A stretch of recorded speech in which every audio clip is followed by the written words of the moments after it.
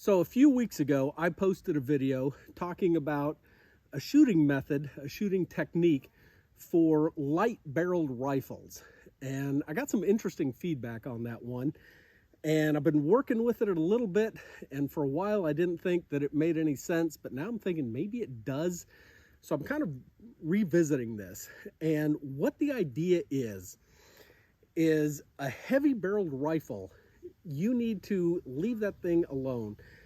Let it set, get behind the gun, get good body position, good fundamentals, good natural point of aim, and press the trigger. When you do, the weight of that barrel holds the gun down fairly well. It's going to move back on you, but it shouldn't jump up. Light-barreled rifles are another matter. So these sporter weight barrels, the guns are so light, they bounce, and they come up a lot. And you can see it in the reticle, you can see exactly what's going on, and then suddenly you're off in space and then hopefully back down to the same spot. But it jumps. And I had read an article, still can't find it, but I remember it, talking about the idea that light-barreled rifles, it really helped to use a loop sling, but not in the way that it's traditionally used. Not putting it up over your tricep, not looping into it in, some crazy fashion. But you take the loop, this part here, and you put your forearm through it. Then you grab the sandbag and arrange it, but you make sure that there's tension, especially on this front part of the sling. There's tension on that, and that tension holds the barrel down. The first couple of experiments I did with this looked promising, and then the next couple didn't.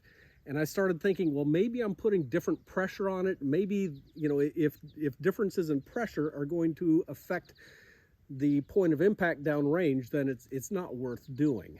But I've been playing with it today, and we're going to go down and take a look at the target here in a little bit and see the results. But the way that I've been doing it is I want to spread out the heat, the fatigue, everything else of my shooting today. So I'm taking one shot at one target with no sling, and then another shot at another target with the sling. And then I go back and forth, back and forth. I'm doing 3-shot groups at one, 3-shot groups at the other, and then I'm going to do that twice.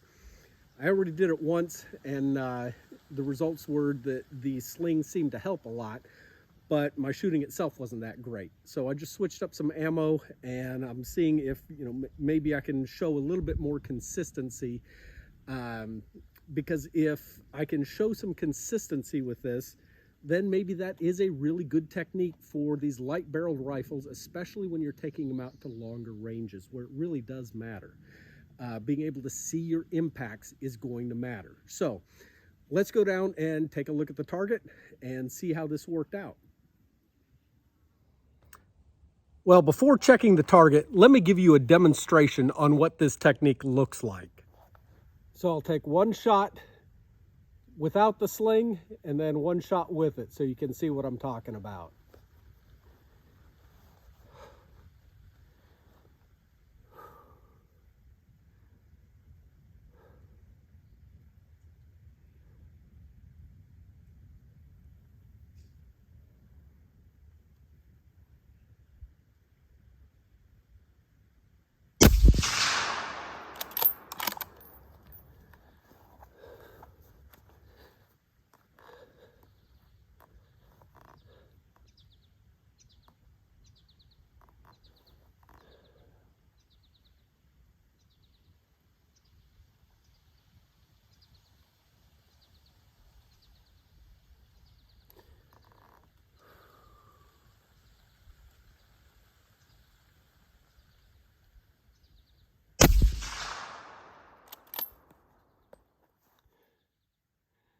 I'll go check the targets next. So let's take a look at this. So the targets on the right are without any additional support. The ones on the left are when I was slung up. So this one, 2 through the same hole, about 1.5 inch group, not my best shooting, quite honestly. This one, this was a flyer. I knew it was a flyer, so I took an extra shot here. So about a 1 inch group, that's pretty good. Down here, this is slung. So little over 1 MOA, and that right there is about 1 MOA. Very little difference. And honestly, if there's not any difference, I'm inclined to use this technique because I saw a pretty dramatic difference in what I could see through the scope. Every one that I had the sling wrapped around my forearm, I could see the target the whole time. It never jumped so high that I lost sight of the target, and I did with the other. So it helps keep the gun pointed downrange. It helps keep your eyes on the target the whole time that the bullet is in flight. So that's a good thing. I like that.